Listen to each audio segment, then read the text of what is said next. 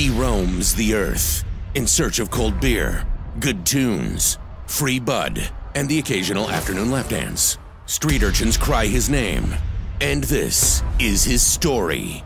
These are the Thrashman Chronicles.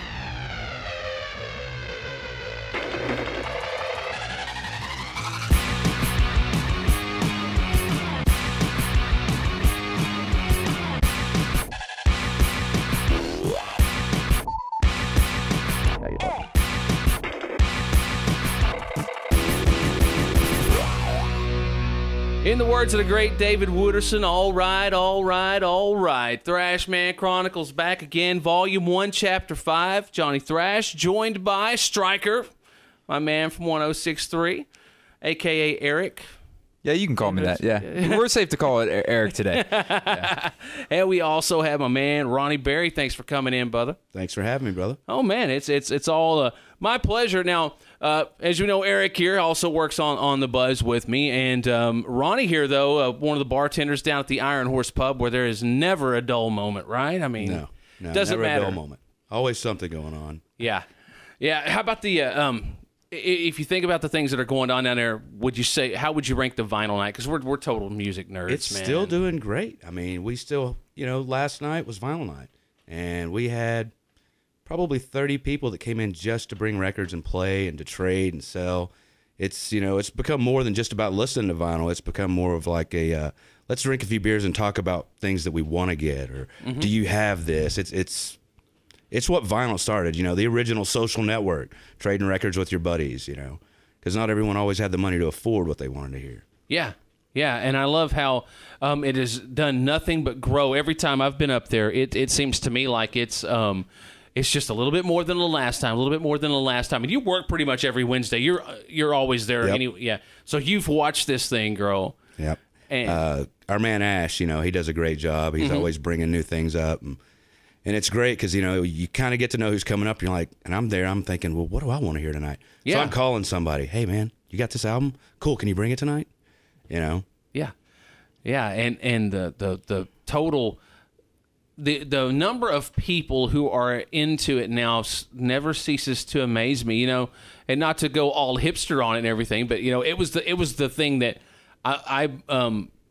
my roommate back in the late 90s, early 2000s, he owned a record player. Man, dude, I'd never bought records because by the time I was old enough to really start buying music, I was buying nothing but cassettes. Right. It was the mid-'80s. And records were kind of, if you had a record player, then yeah, it was an awesome thing to have, but you just didn't. We were kind of poor then. And but yeah, my buddy, old roommate, guy from the Navy, he had this record player. Man, we would go to resale shops around Vernon, and you're buying shit like Led Zeppelin for $1.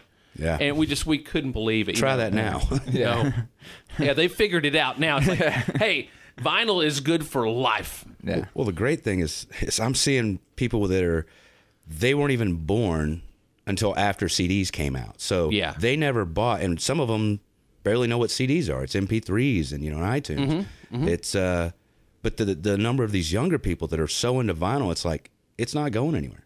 No. It's not. I've always looked at it as kind of like the graphic novel of music, or it's like it's the whole enchilada. It's the full presentation. The artwork is supreme. You have, if it's done right, you've got this awesome fold out and all the great artwork and the lyrics and everything there. And yeah, and there's something ritualistic about playing a record, which, I'm still a CD guy. I still buy a lot of CDs and stuff, but I love vinyl too. But yeah, there's just something about, dropping it on side A and you put the needle on and, and you do whatever you do. Little crackle sound before the magic happens. Yeah, that sound before it plays is the best. Yeah. Yeah. Flick, flick. Next thing you know, everybody is just chilling, and man, it just takes you back in time. And I love how now it has come full circle, and it is the thing that the total music aficionado, the music people, the audiophiles, whatever, that is the holy grail of it all, man. It's awesome. It's a testament to the fact that analog is still the shit. It is. Yeah. Absolutely, man.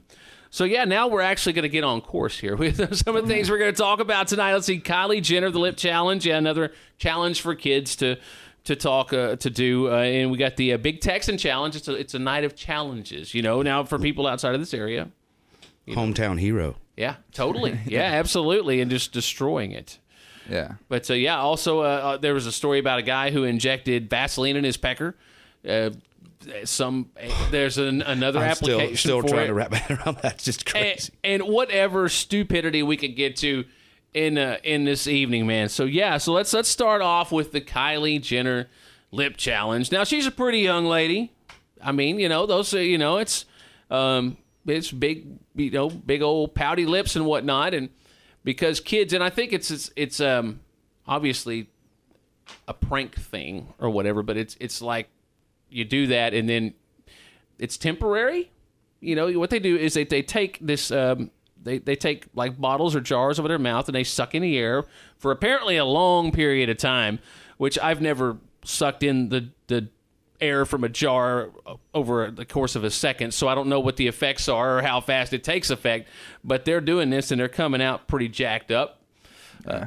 Lips just about the size of a fucking baseball, Exploding. I actually read one today. Girl did this challenge, and her lip actually busted open, and it looked like a herpes outbreak, pretty much on her lip. Sexy. So yeah, Totally the opposite desire. yeah. The fact that she wanted. Yeah. The challenge is to make your lips look beautiful and sexy, like maybe Angelina Jolie or Kylie Jenner. But I think big lips, I think Angelina Jolie. Yeah, absolutely, man. Hers are, yeah. Whew. Yeah, that's what I think of. Nice. So yeah. It needs to be the Angelina Jolie challenge. This is true, man. Yeah. I'm not up in the times. I had to look up who Kylie Jenner was. No shit. I know she's I'm sorry. I'm a little older. I know she's a Kardashian. Yeah. Yeah, she's one of those sisters. I knew Kim because of the sex tape, and then I knew I call her the ugly one. Feel free to judge me for that. The one that was married to Lamar Odom. See, you know who I was talking about when I say the ugly one. Yeah, like that's who I think of. Bad, man. I didn't say it. Yeah. We were all thinking it anyways. Yeah, the one girl that did it, like she sucked in the air and her piece of her lip actually exploded. So herpes outbreak on her face instead of a sexy, beautiful lip. So that's gotta feel like shit. And see, that's not going to be temporary. You're going to have a cut on your lip that's going to be there for a while, dude, and probably scar. I mean, it exploded. Yeah, and even the ones that aren't, you see the bruising all around their face, and it looks, yeah, it's ridiculous. It's like they've been eating red popsicles. And it's like, and you're really seriously, you just want, how long are they supposed to last for? I'm digging into that. I'm just looking at all these pictures going, well, how long are they supposed to stay poofy like that? I mean, just so you can get that selfie video and put it on. One. You got a few seconds of fucking agonizing It is the selfie pain. culture nowadays. Yeah. Just so I can use the hashtag Kylie Jenner challenge on Twitter, and it's still a pound sign. Yeah, I did it. Yes. Yeah, right. Oh God, my little cousin did that the other day. It was like for somebody's troop, and it said number 409, and she was like, "What's hashtag 409?" I was like, "Oh, it's the number symbol." Oh gosh, Getting old. Yeah, getting up there. Yeah, I remember seeing those once those things started popping up a few years ago. Like, what the fuck is this? Yeah. What pound what? And it's been a few years, but I'm still saying, what the fuck is this? Yes. Is this, why is this still a thing? And apparently I've embraced it, so I can't talk shit. Yeah. When social media. Yeah, when I did my tattoo challenge, I definitely had hashtag Tatamav on Striker up on the Buzz website. Trying to get that trending, just trying. It helps. It's social media. We're members of the media, so you got to do what you got to do, man. Yeah, but I'm not doing the Kylie Jenner challenge. No, yeah. Any man that does I'm sure that. we could find a jar. I think Johnny would fire me from the Buzz if he found a video of me. Right, we're not doing that. We'll take that man card here. Just go ahead and turn that in. Yeah. You're gonna need to leave that on the table. Yeah. Exactly. All right, here, Nancy. Yeah. There you go. Go ahead and go. Did do the cinnamon challenge back in the day. You did that? Oh, yeah. no, dude. So did that pretty much work out the way that every other one on video worked out? Yeah, well, cause see, like, it was like a rite of passage at my work. I worked in it's pretty much, if you've been to Texas Roadhouse, it's just like Texas Roadhouse. It was called Lone Star Steakhouse. Mm-hmm. And when you started working there, the cooks would mess with you and say, "Hey, I'll give you $100 if you do a tablespoon of cinnamon." Now, I didn't know what that, like, I just remember Cinnamon Toast Crunch. That's delicious. I can do a tablespoon of cinnamon. Yes. Not knowing it didn't have the sugar in it, and it just dries up your mouth. And yeah, threw up in the sink. Oh, yeah. But yeah, every new employee we had to do the cinnamon challenge. And one girl walked out 30 minutes into her shift. She's like, I can't work here if they're doing this kind of crap here. No shit. Yeah. Well, better to weed them out early. Yeah. My restaurant was a messed up version of waiting, pretty much. I was about to say, Batwing. Yeah. With the exception of the showing your nuts, everything in that movie pretty much went down at my place. That's just how you got the promotions. Yeah. And see, that's the thing, man. I love how they put on display the cardinal rule, the golden rule: you do not fuck with people who prepare your food. Yeah. Some people don't get that, and it shocks the shit out of me Because they haven't worked in a restaurant. Yeah, and those dudes like, if its steak ain't burnt, I send it back. I said, man, you have ate spit, you have eaten dirt off of a floor, and God knows what else. Because every time you send that back, that is like a dagger in that chef's heart, and he's just. Yeah, at that point, you might as well just say, you know what, I'm good. I'll just have some crackers. Yeah. The biggest one from that movie that we definitely did, if you walked in 5 minutes before we closed, your food definitely got fucked with. Without a doubt. And, yeah. Well, actually, what we would do is if you walked in 5 minutes before we closed and your order was, let's say we close at 10 and your order wasn't in before 10, the waitress actually cooked your food. I was like, I'm done. I'm off at 10. Kitchen's clean. I'm leaving.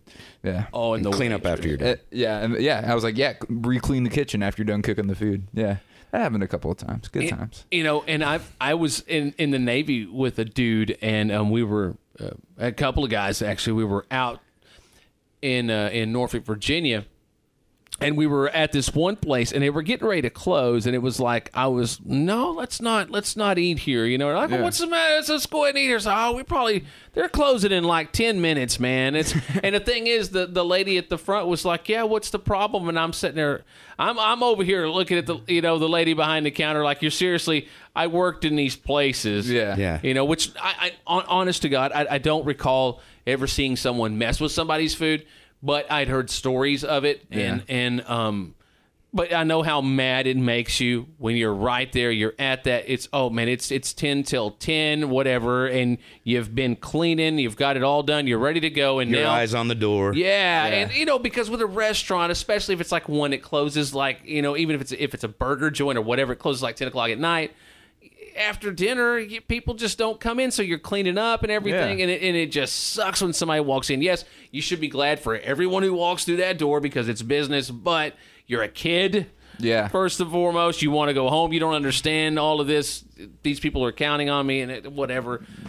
You don't quite comprehend that. No. But, at the same sense, it's like if you're going to walk in a restaurant right before close, have the general decency, I know it's almost late. Is it too late to get this? Yeah. Show a little extra appreciation because they were just about to be out the door and you're going to keep them there at least 20, 30 minutes later. Oh, at least, yeah. So because sometimes they have to refire the fryers back up, stuff like that. Clean up after you, go back and just really, and just that little bit of cinnamon and like, I know this is kind of a dick move for me to be here this late, but I'm really hungry and your door was still unlocked. So can I get maybe something off the cold menu?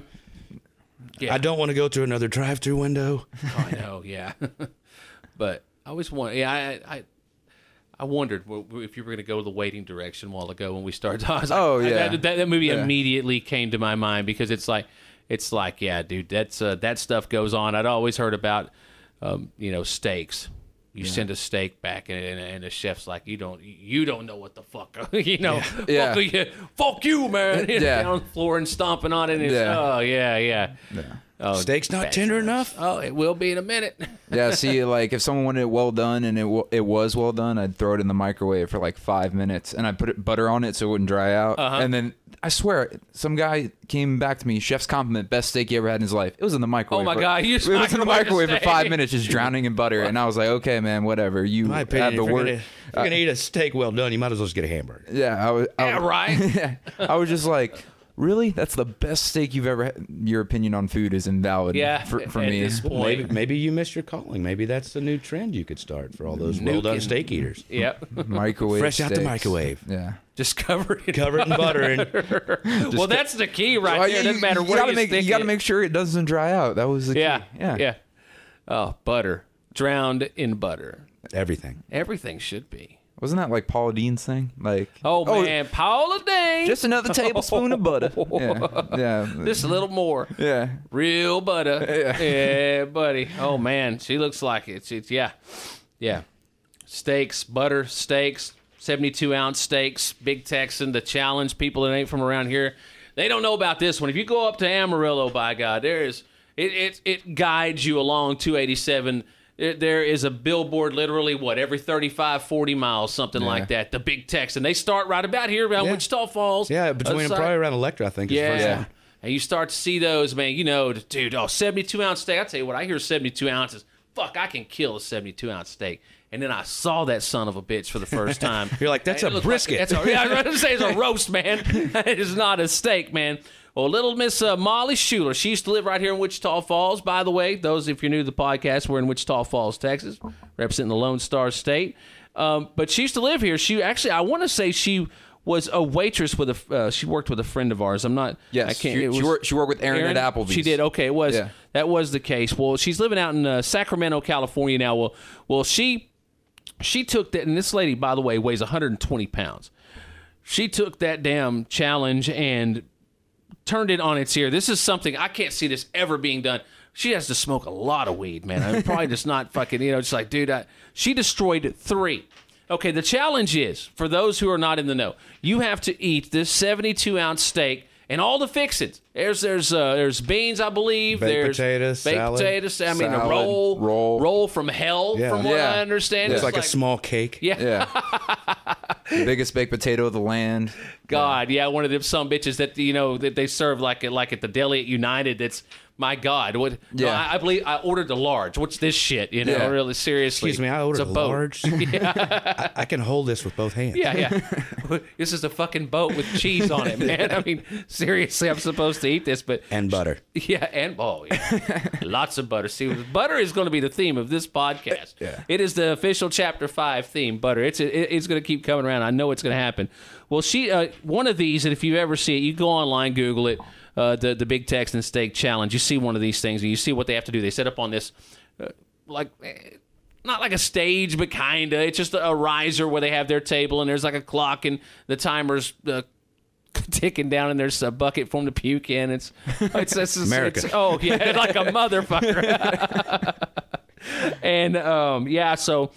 And people do it, and when they do it, that's a story. It's always somebody skinny. All the legends I'd ever heard. It's like, this guy come in, he didn't weigh nothing, and he took it down and asked for seconds on the potatoes. Well, this lady right here, no way, and this is not going to be beat. I don't know how it could possibly. She ate 3, the full steak meal, not 3, just 13.5 pounds of fucking meat. She ate potatoes and beans and the whole thing in under an hour, and man, I bet. Just destroyed a toilet the next morning, man. See, the Big Texan actually has its own hotel as well now. So I just imagine she just went right out the restaurant straight to the hotel and passed out and destroyed that toilet. Oh. Yeah. Good Lord have mercy. Tiny. No, I don't think I could do that. But man, that just doesn't sound. I love to eat, man, and that just does not sound fun to me. I eat fast because I was in the Navy, and I think that got ingrained like in boot camp. You eat your chow and get the fuck out of here, Yeah. Taste it later.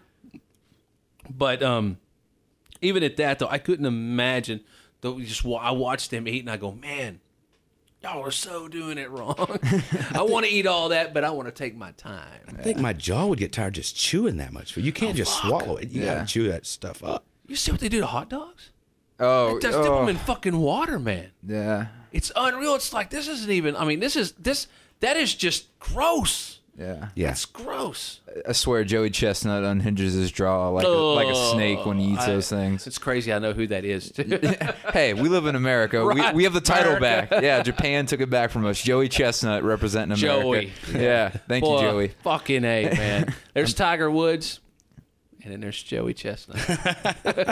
you start talking about the best in the business. Tiger's slacking off a little bit these days, but Joey Chestnut is at least he's up there, man. He's holding it down. Yeah.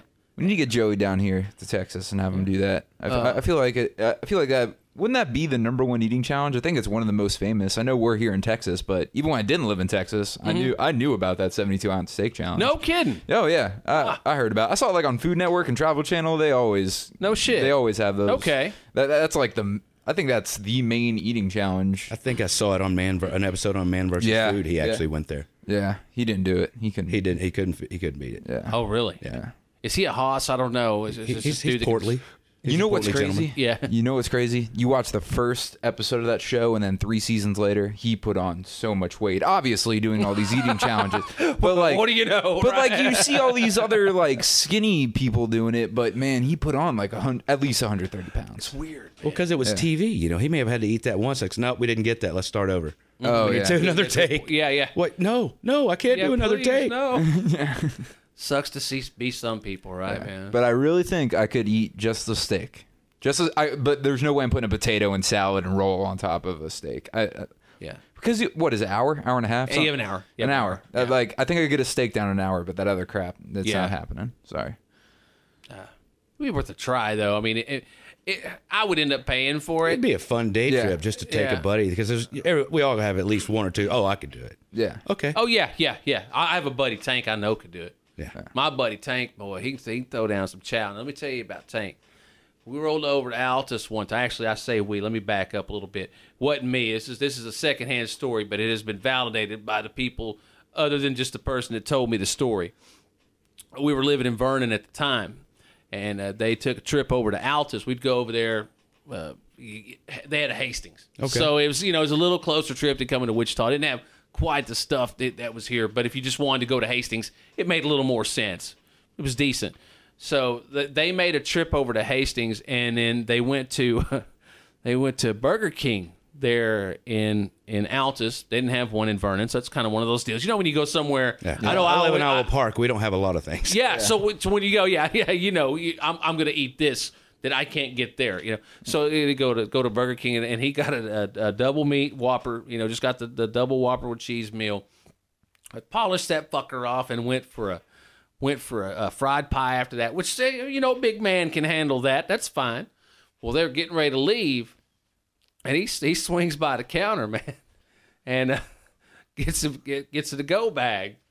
So they leave. They drive 30 miles back home. They're back in 30 minutes, man, and they roll into the house, and old Tank busted out. It's another fucking double Whopper with cheese, and he just knocks it down right there. He had 30 minutes for. He didn't want to be rude in the restaurant. Yeah. He figures, it'd be impolite if I sat here and ate 2 meals. Yeah, so let's get one to go. Let it settle. I got a story worse than that. Okay, so in high school, I was a fat piece of shit. I was weighing like 300. I was a fat kid. Yeah, I was weighing 300 pounds. Another fat kid. I guess we were all fat ones. Hey, Yeah. But I went into Taco Bell. But before I went to Taco Bell, I went to Burger King and got two quad stackers. Do you guys know what that is? Okay. No, so please, it's 4 patties, each has cheese on it, and then 4 slices of bacon on top of each patty. So 16 slices of bacon. Oh my God. I got 2 of those. 2 of those, and then that wasn't enough. My one friend was like, I want some Taco Bell, so I don't want Burger King. So I went to Taco Bell with him, walked in with Burger King, ordered 2 spicy chicken Crunchwrap Supremes, and started eating that. And then I busted out the Burger King bag, like, you can't have that in here. I was like, well, I did order food from you guys too. And then the lady was like, you're eating all of that? And I was like, yeah. And then like just shame and depression right there. Yeah, but I ate 2 Crunchwrap Supremes and 2 quad stackers from Burger King. Oh yeah, destroyed some food. Yeah. I remember being able to eat all but 1 piece of a large pizza when I was in high school. Man, I could destroy a pizza. Pizza Hut large pizzas were bigger. I think back they then. were. Oh yeah, they were. I worked for Pizza Hut when I was. Me too. A kid, I did too. in high school. I did too.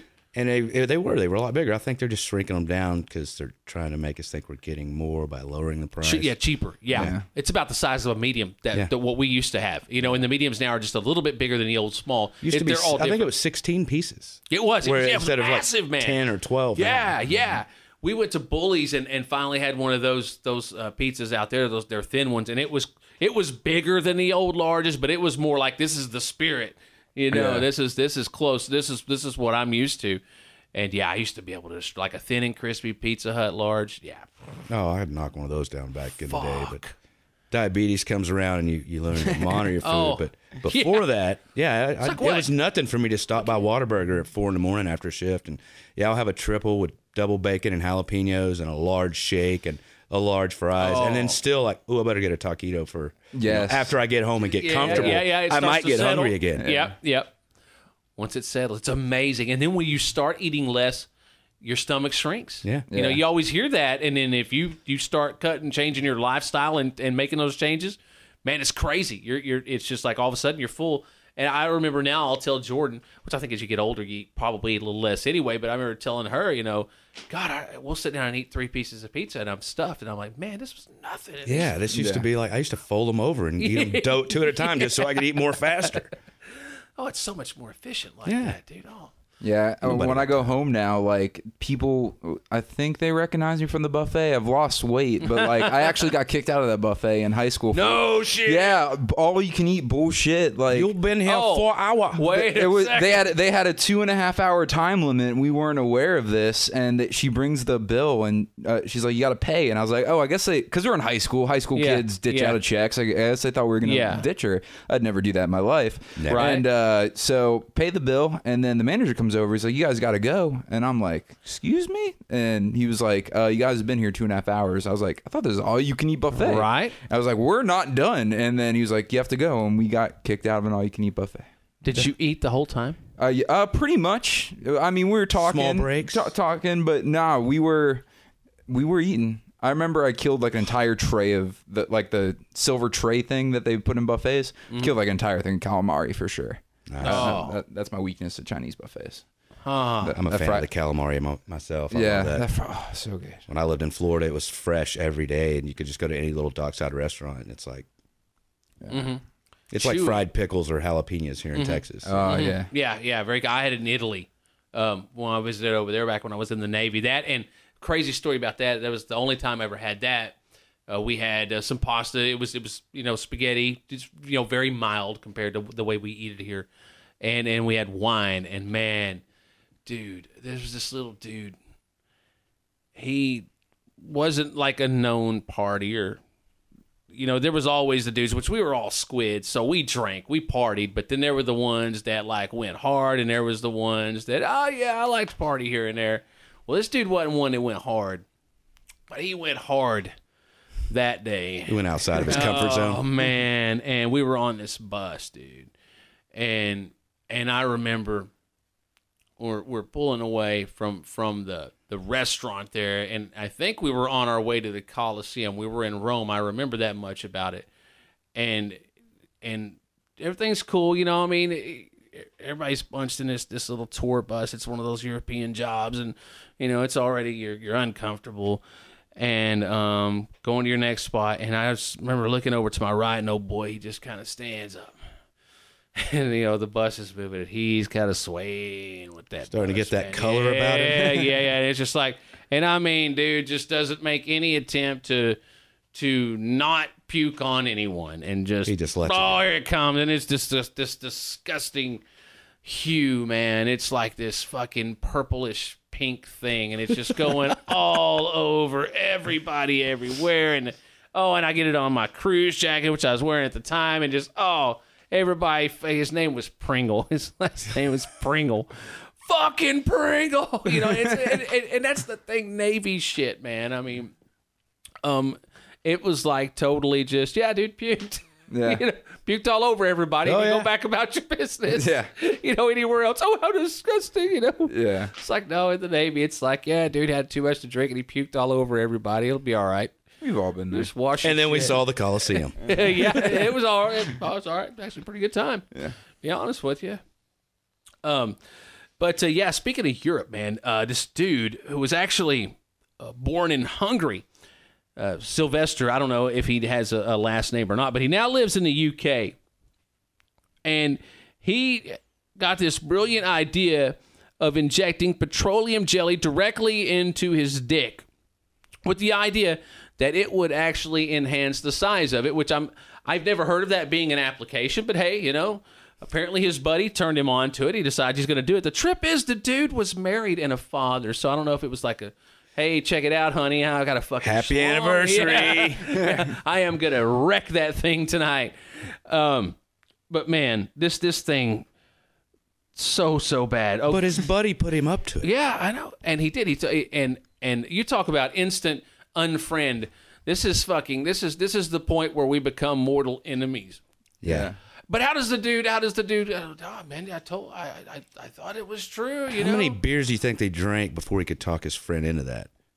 Oh, Because, after a few beers, certain things sound like good ideas. I can do that. Like, that never. Here, never put me in this shopping cart. Let me go down this hill. Oh, wait. Give me a helmet. I'll be safe. Yeah, but see, that's just like breaking my arm. That heals.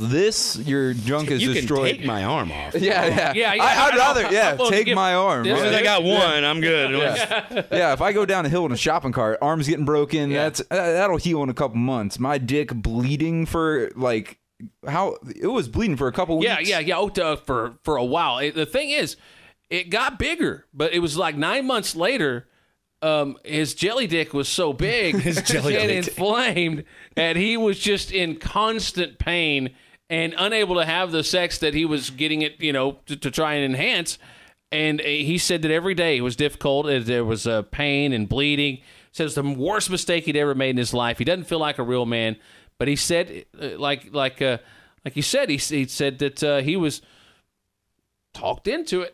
His friend just made the recommendation, and he goes to this famous plastic surgeon, this show, Extreme Beauty Disasters on TLC. Their resident plastic surgeon, Dr. Vic Veege, or however you say it, said about the cock that it's not a pretty sight. It's inflamed. It's not pretty. It's sore. It's misshapen.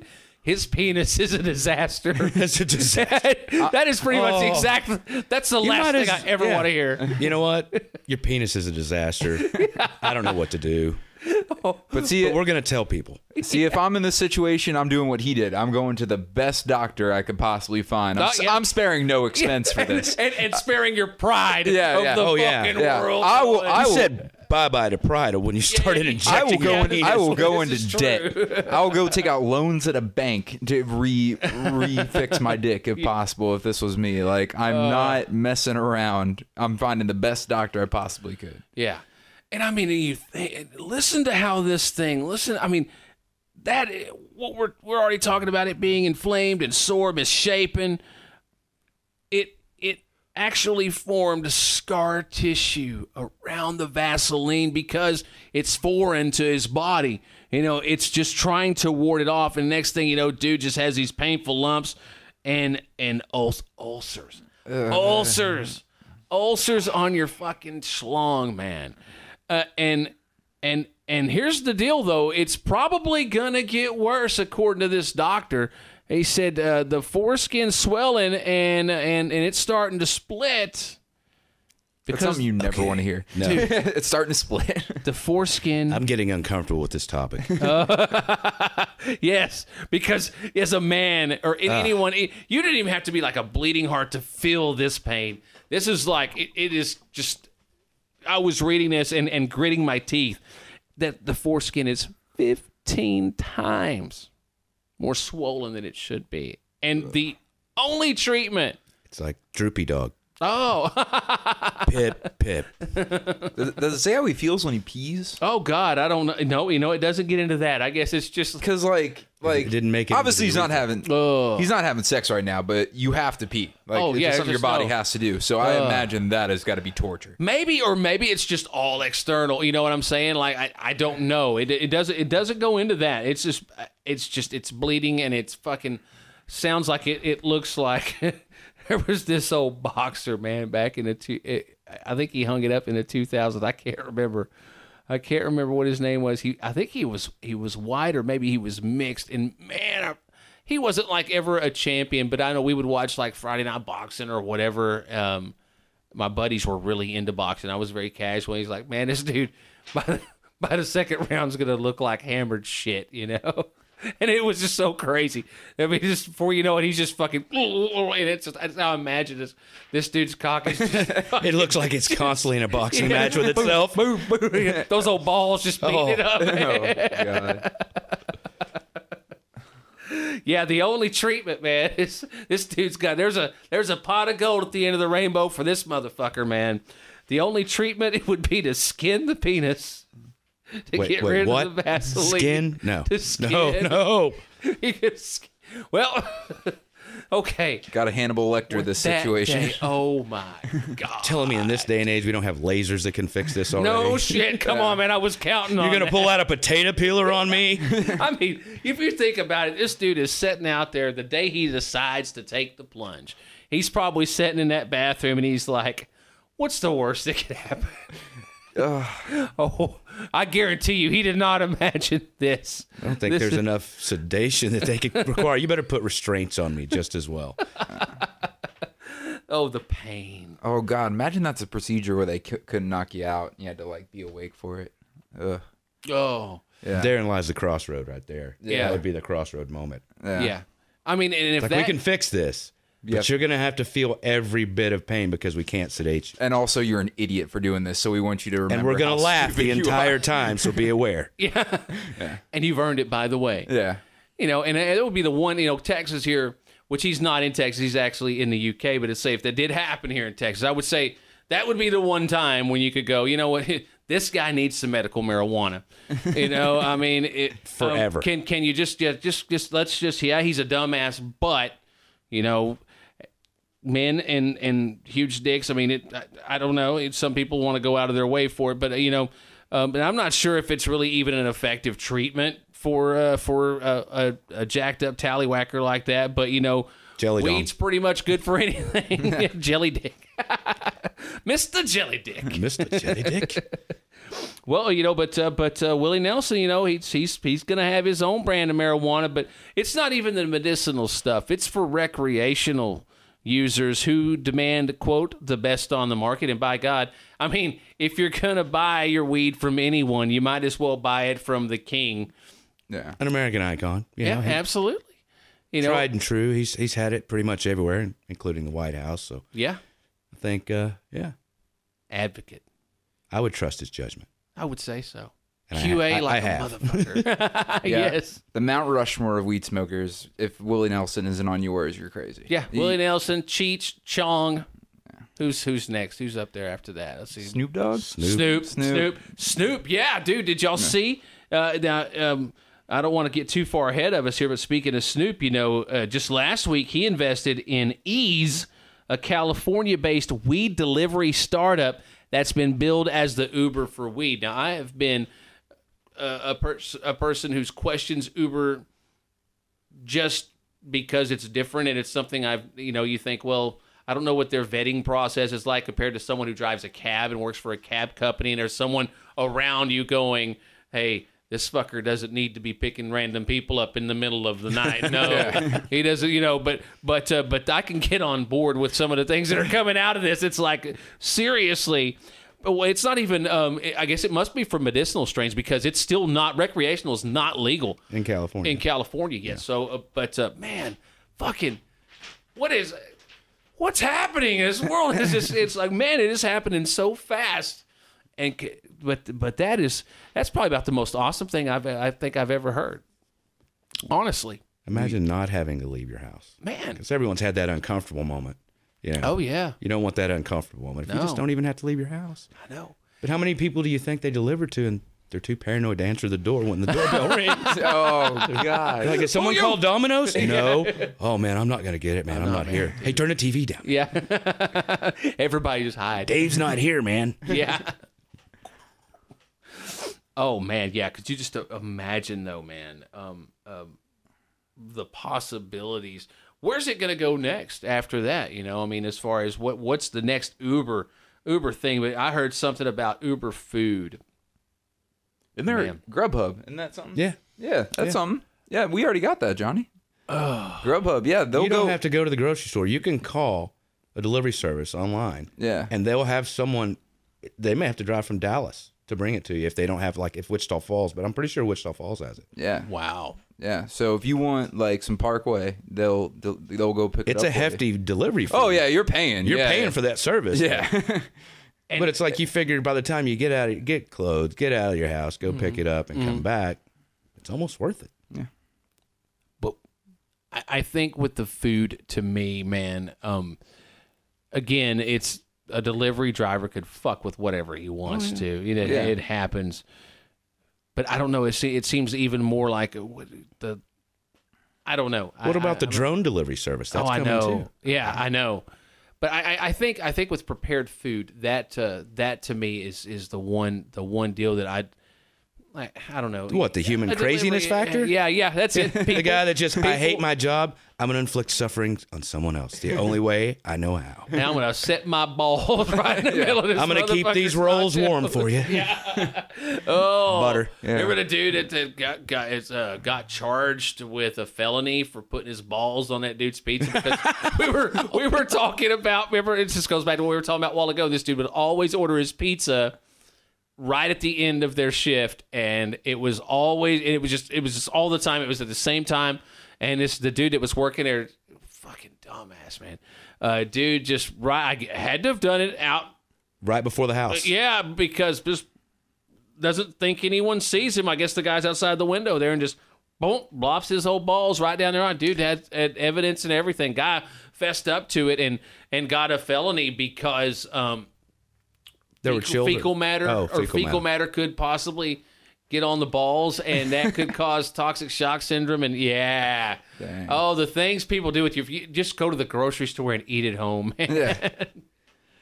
God, I remember when Domino's had that camera in their store that you could watch while your pizza got made? Yeah. Oh, I was watching that live stream for an hour. We're just waiting for someone to spit or just like drop a thing on the floor, forget the camera's rolling, and pick it up real quick and be like, oh, 5-second rule. I was just waiting, and I was because you could actually type them comments and they could read them at the store. Apparently, like there was a screen, and they're like, hey, I saw you drop that. Don't think anybody wasn't watching. I was just waiting for someone to just do something like that, but it didn't happen. Good job, Domino's. But I was watching that show. That wasn't a real kitchen. That was shot on. Yeah, it was somewhere. Yeah, there's a green screen. It's a live feed, but it's a green screen. Yeah. That's actually a robot, just robot hands moving back and forth. It's all CGI. Yeah. Hey, man, honesty through paranoia. If it keeps them straight, keep a fucking camera on every one of them, man. Because I know that 16-year-old kid couldn't give a shit less about that food of mine. He's like, oh, yeah, I just took a shit. I really got to get back to work, and man, washing my hands is gonna take a little longer than I need right now. Yeah, we're kind of backed up on pizzas. I got to get back in there. Yeah. Oh, yeah, dude. I know. I just try not to think about it. Yeah. I don't want to piss anybody off. I worked in the fast food industry, so I feel your pain. Trust me. And Ronnie, here's some pain. You and I both, as whiskey drinkers. Eric, Jameson. We were talking about that pretty much. Jameson. There's pain for the people who were stolen from, but pleasure for the people that stole it until they got caught. 9 people indicted on Tuesday on charges of spiriting away what Kentucky say was more bourbon whiskey than one person could actually drink in a lifetime. Well, they not met us. That's right. I know. I was going to say. Does it say average person? Does it say average? That's a challenge. I'm up for. It was some barrels. They were taking some barrels. Not only barrels. Those barrels weigh 500 pounds when they're full. Yeah. This isn't like them just stealing some bottles out the back. Dude. They were taking the barrels of whiskey that were aging. And the bottles that they did take are Pappy Van Winkle. I mean, just like I've never even. I've been on waiting lists for several years and still never gotten a bottle out because there's only so much. Well, these guys are stealing it. That's why you're on that waiting list. I know. They owe me some whiskey. They're like, fuck your waiting list. I'm gonna take a barrel. I'm gonna start a class action lawsuit because I didn't get Pappy. They stole it. Oh, dude, yes. See, there he goes. Now, let's get. I think I know a few people that'll get in on it. Yeah. Oh yeah, dude. Apparently, like I said, that Pappy Van Winkle was one of those the most expensive. I think it cost in the thousands. What's a bottle of the run? A 23, I think, is around $500-600. Okay. A lot of people buy it and will hold on to it for years. I imagine so. Because it goes up. It constantly goes up. There's people that will sell it on eBay. Because there's only so much that comes out. Yeah. It's I've had the pleasure of having some, and I don't know that I would ever pay that unless I was just somehow rich, because I drink too much whiskey to pay that much for whiskey, or I'd have to have like 12 jobs and never sleep. Yeah. It's good. It's really good. Yeah. So if you're thinking of a Christmas present, And we got $500-$600. And we You just happen to have an extra $5. You're getting some Kentucky Deluxe from me. Yeah, oh. Hey. Just get a marker and write Pappy. Yeah, fucking A, man. Okay, so if you had that at the pub, what does it cost in a shot? Oh, it would probably be about $150, $200 a shot. Oh, my shot God of almighty. liquor. Ugh. Oh, man. Yeah. And of course, you would have to buy me one if I served you one. So. Yeah. They're only sold in pairs. I'm sorry. That's So Yeah. $300. So do y'all keep the Johnny Walker Blue, which is no, a lot less? we do the lot black. cheaper? I've had Johnny Walker Blue too, and I still go to the black. Yeah. I had a bottle of blue given to me. I still wouldn't go pay that for Yeah, for whiskey because it doesn't matter if it's $250 bottle of whiskey or a $40 bottle of whiskey. I'm gonna drink it. You know? Right, I'm with Yeah. It's not. I don't care. Sipping whiskey to me is like clank. Give me another. I'm gonna sip the whole bottle. you. Yeah. So, no, we do the black, and I still prefer the black over, even though it's a blended. When I want to go single malt, I'll go something like Macallan. Yeah, my one friend won a bunch of money up at Kiowa, and he came back to the bar, and the bar we were at had Johnny Walker Blue, and he was like, "Oh, I'm buying everybody around shots," and we're like, "Really, you're buying that?" He's like, "I just want a ton of money at the casino. How often can someone say they bought a round of Johnny Walker Blue?" Well, who am I to talk you out of doing what you need to do? Is Well, I was just civic making duty. sure because I didn't want him waking up the next day and be like, "I blew all my casino money on fucking shots for That's you what guys." casinos and whiskey are about: is regret. Yeah. They're havens. Enjoy of it while it man. lasts, because you know you're going to regret it tomorrow. Yeah, Havens of regret, man. I just want him taking it out on me. Yeah, I Be like, understand. what the fuck? I blew all my winnings on you assholes. Yeah, you did. Yeah. Thank Yeah. you. Too late Thanks. now. I'm not throwing up I that would have whiskey. done it. Yeah. Better me than you, I guess. Maybe I'll win someday and I'll return the favor. But what's crazy about this story, they've been getting away with that since 2008. Yeah, 2008, man. 7 years. $100,000 at least in what they've recovered. So what do you think they've sold over the years, or gotten whatever? So you know there. Well, didn't they get caught? One of the places they found a barrel, an empty barrel behind the shed at Behind their a house. shed. Yeah. Behind a shed somewhere. Oh, there you go. And they kind of, I guess, rubbed the name of the distillery off but of it, or tried to if kind of. you've ever seen one of those barrels, they're distinct. You can't. Oh, dude, who just has one of those? Most of the ones that in America that are for sale go to Japan. Japan's like one of the #1 makers of whiskey right now. I mean, they're using a lot of the old American recipes for bourbons. Okay. They're using a lot of Scotch recipes, and they're infusing the two. And they're coming out with some really good whiskey. They buy just about every barrel that's for sale. Really? That's most of them. That's where they're going. Mm-hmm. And yeah, those barrels are kind of distinct. Yeah. And if they would have just kept up with the real trend, they could have sold those barrels on eBay Right? Yeah. And To then- Japan. and wouldn't have got caught. Yeah. To Japan. One guy got Damn it. sloppy and put it behind his house, Son of a and bitch. yeah. Well, The Chinese, you know what they call whiskey, though, right? I do not. Same thing. Oh, Whiskey. okay. Well, now I know. Yeah. I feel so much. I learned something tonight. Yeah. Yeah. That's right. We did, man. And one of the other things we're going to learn tonight is that the government in Canada is apparently a lot more lenient than the government here is in the United States of America. Because, you see, working for the government, I know enough to know that I don't trust them any further than I can throw them. They can make you disappear in a heartbeat, and really, what are you going to do?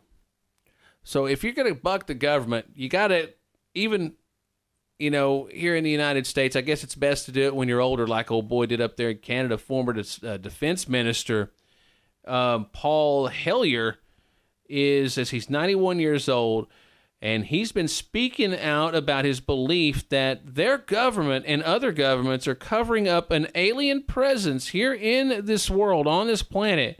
And they've been doing it, he says, since 2005. And here's the kicker. He says that UFOs are as common in our skies as airplanes. So, okay, dudes apparently held a position of prestige, even if it wasn't Canada.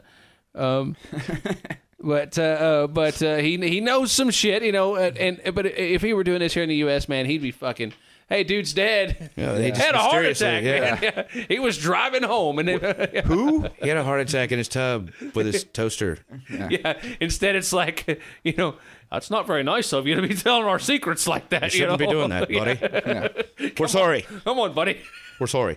Get on board with us. We don't want everybody shitting all over themselves thinking that there's UFOs in the skies. We got to look out for people. Oh yeah. He's getting away with it, and it does make you think, though, man. I do think this is a massive universe we live in, and I don't see UFOs as being that far-fetched to think that there's alien life, that we have been visited, but you know. Well, I believe they're here amongst us. You know, anyone that's been in the service industry like myself Yes, for over yes, 20 the years. bars. Yeah, they're okay You as can long as pick they 'em pay out. their tab. People all ask if you're an alien hunter, get a high quality camera. I'm sick of these blurry, Yeah. shaky. Yeah, can we just get one high quality? Yeah. One high quality shot. Yeah. That's all I ask. We'll let you be. We're not going to search you out. Just I want to know for sure. It's like those throwaway Kodak cameras that the pictures are Oh always yeah, taken on. You just so happen to break that out for Yeah, this. You got a fucking badass phone in your pocket. Yeah. What's going on here? Yeah. It's the most blurry thing, and I'm like, I don't know if that's a piece of dirt in the sky just blowing around, or if that is. Oh, a I know, UFO. and there should never be. I've never seen anything and went, oh, there it is. there's That's it. yeah. We have photographic evidence. No, you don't. You have a blurry shot. It looks like you could have just drawn that up on anything. I went through this phase, and it was like any other internet phase. It lasted probably 15 minutes total. But, you know, there's YouTube videos of the lights. You know the lights in the sky? Oh, you know the what I'm ones that talking- just the ones that just like kinda- over. yeah, you know, and it's mostly over Europe. yeah, or over a major city, you know. And you know the They movie group and Signs. form. Yes, you know how the movie Signs. Yeah. You know Yeah. that always. I loved that movie, and a lot of people didn't like that, and I can understand that the ending was disappointing, but I liked how I remember watching that and being really stoned. You know, and you know how when you're stoned and you can kind of put yourself in someone's position, and I just remember thinking, man, this is exactly what it would be like if this happened. And you're just that dude in your house, and you're not in the middle of everything. You know, it's not like Independence Day where we're watching, you know, oh, there goes the White House, there goes New York, there goes everything else, and here they are in the desert, and everybody's fighting. No, these are the people watching real news footage in their houses, and weird shit's happening around them that is coinciding with it. And when they show that one, it was a birthday party, I think, in Mexico City, and it walks past. Yeah. Oh, that just. Yeah. I thought that made the movie to just that one part. It's like, man. Made you look over your shoulder for a minute. Yeah, the looks on the Joaquin Phoenix, Mel Gibson, they nailed it. It just like that. Just they captured exactly how I would have felt had I have seen that. The one on the roof scared the shit out of me in that movie. Like, he's like like his daughter can't sleep or something. He's like he's like I heard a noise, and he's like, oh, let's go back to bed. And he looks out the window, and there's one on the roof, and I was like, what the fuck? I know. Yeah, because I wasn't expecting him to like actually show the aliens. I didn't think they would either. Yeah. But M. Night Shyamalan, that's kind of his thing. He likes to leave a lot to the imagination. Yeah. He's a minimalist with everything. I guarantee you his budget for that movie wasn't just insane. Yeah. Because, you know, that most of it was shot just in a farmhouse out in the middle of nowhere, and made a pretty cool movie out of it. I like those stories like that, but there's something about those lights that get me. I would watch those videos on YouTube because I remember being a kid and living out in the country. Lived south of Vernon down here, and I remember what we thought was a weather balloon. We guessed every now and then would appear out by one of the radio towers there, and it would be close to it, and I'm sure it was because everybody had to have seen this. There was no, but it just I would look at that as a kid, and my imagination being what it is, I would see that, and I just got a little scared because I think, what is that? Is this a weather balloon? But it was it was crazy, man. I've always been fascinated by that. My mom told a story when she was young, driving home from somewhere at night. They were one of the bigger streets in Vernon is Paradise Street, and I remember it was on Paradise Street, and she told me she was I think it was before I was born. She was driving, and she had maybe my sisters in there with her, and my mom she ain't full of shit. I mean, she doesn't have a lot of big crazy stories or anything like that. She's like, I'm driving, and she said she saw what she thought was another car's headlights coming this way on Paradise, and it's been a long time she told me this story, but I remember she said as they got closer, it became apparent that those headlights weren't on the ground, and you know, almost in like Close Encounters, whatever, and it was just real quick. All of a sudden, it just got real blinding, and it was just gone. It was And she's never had. There's never ever been another story like that. I remember hearing that story, and I'm thinking, man, I hadn't thought about that in a long time till reading that. So I was like, man, it was just. I remember her being very. Notice the dots. Just like, what was it? Yeah, what the hell? What's it? It just looked like a car, and all of a sudden, it's like, what is that? It freaked her out, unsettled her. Made her. She was unnerved for a long time after. Probably didn't want to talk about it for a while. Yeah, I would imagine so. But when she was telling me, it was just like, I'm going to tell people this happened, and they're going to lock me up. I know. But yeah. It's definitely, man. This is it's a big old universe, and to think that things are amongst us or walking around in our midst is, whatever. I'm open for anything. Maybe we're the aliens. Yeah, that's you right. don't know. That's it. Hey, dude. The fucking there's a lot of shit in the sea that was here before we were, so. Somebody got us here. Somehow we ended up here, depending on what you believe. So, but yeah, and speaking of not necessarily catastrophic events, but I think when people think about UFOs and what could possibly be a catastrophic event, if something widespread like what happened on Signs or Independence Day happened. One thing though that is a much more realistic disaster being tornadoes. Us right here, we're in Tornado Alley, and we had a threat today, and there was obviously the threat last night.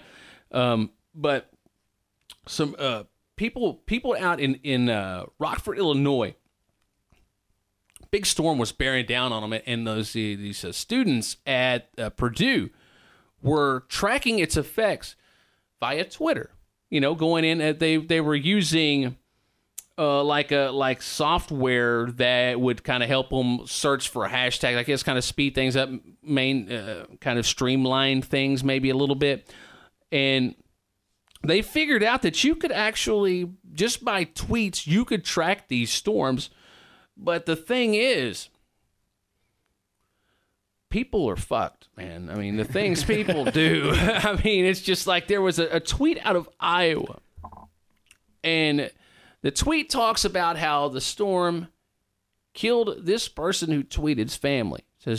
Said that they were the only one left in their basement.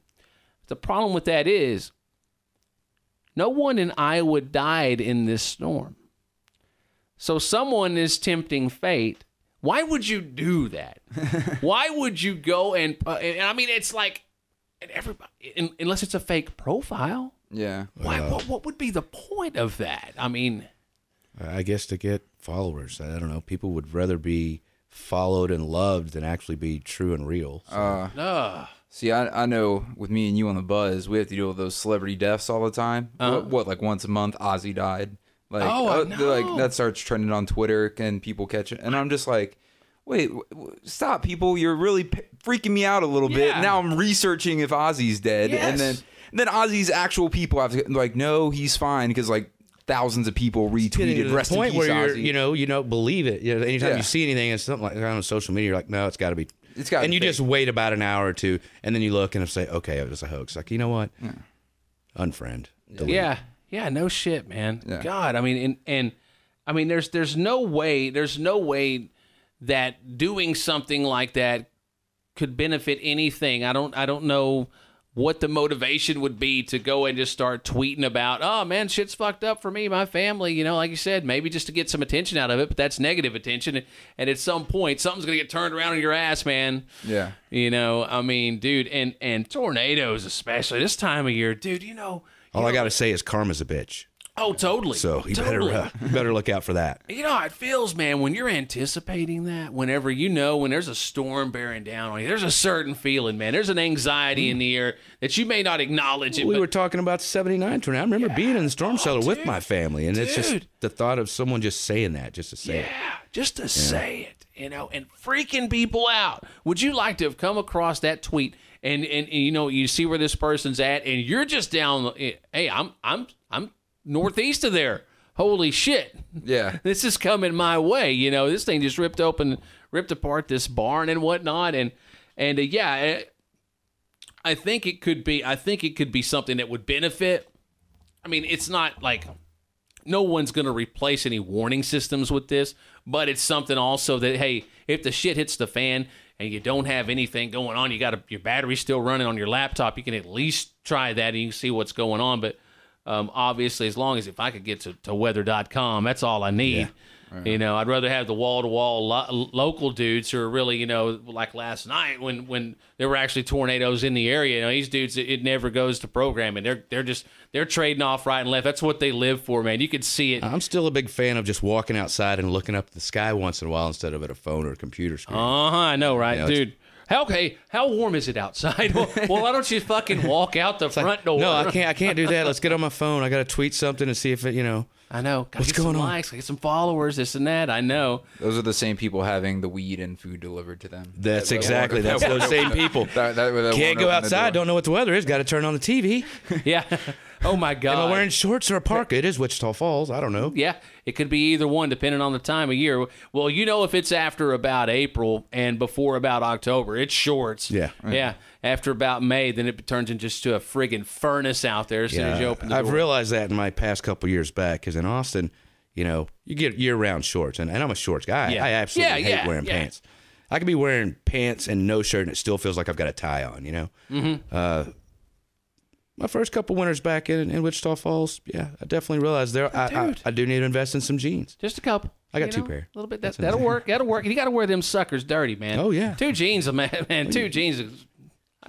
I've got like 3 or 4 pair, and I feel like I'm set for life. Hey, when you can take them off and they'll just stand next to the bed, just waiting for you.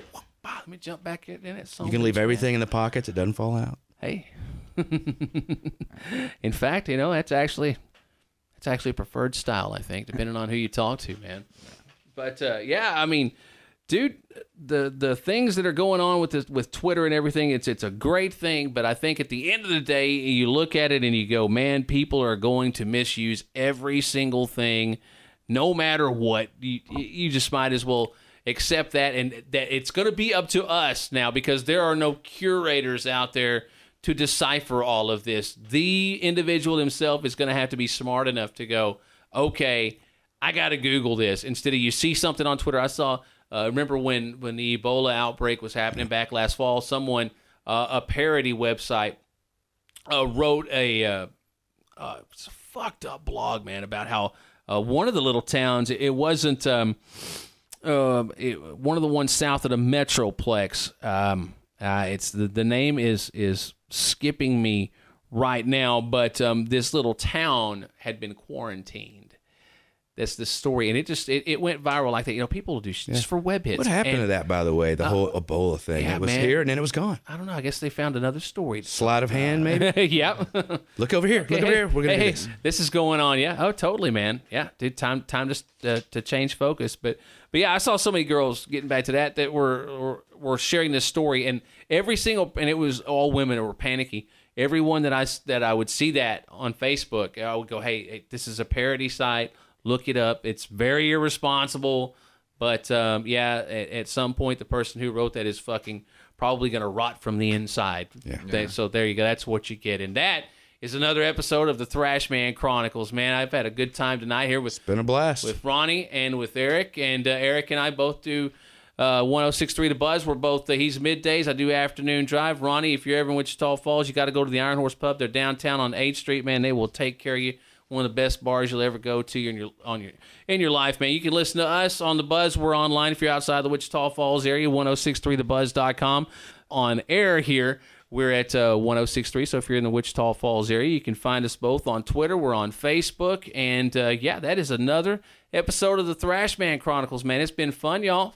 Thanks for having us. Appreciate it, man.